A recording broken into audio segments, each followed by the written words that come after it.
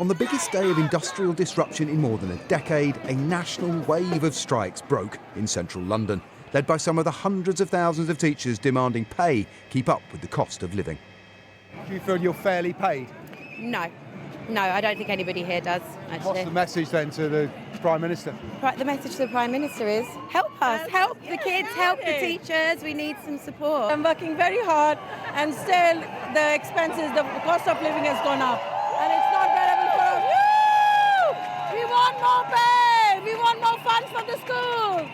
Public sector strikes have been going on for months, but this is the biggest show of strength by far we've seen from a union. The turnout is huge. It's very good-natured, but they're very determined too. On a day the government says there's no more money, they're not about to give up. A demonstration of this size, the fact that the union has recruited 40,000 new members since we declared the strike ballot, I hope what that will show the Secretary of State and the government is that they're not going to win this by ignoring us.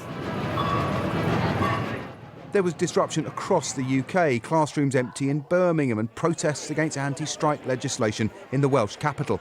University lecturers walked out in Belfast, a drivers' strike brought the railways to a halt, and 100,000 civil servants closed more than 120 government offices. A collective challenge to a government that says on pay it will not negotiate.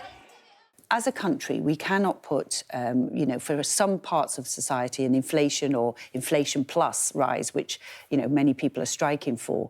What we have to do is halve inflation. That's the most important thing, or get it even lower than that. And then everybody in the country will benefit. We can't bake in inflation, which is what will happen if we start to get wages spiralling out of control.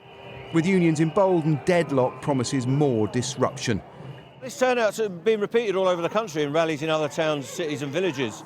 It's saying a clear message. People are fed up with the way they're being treated. But next week, the health service will be out on strike, and there'll be rolling strikes, I'm confident, right through the spring and probably into the summer if we don't get a deal.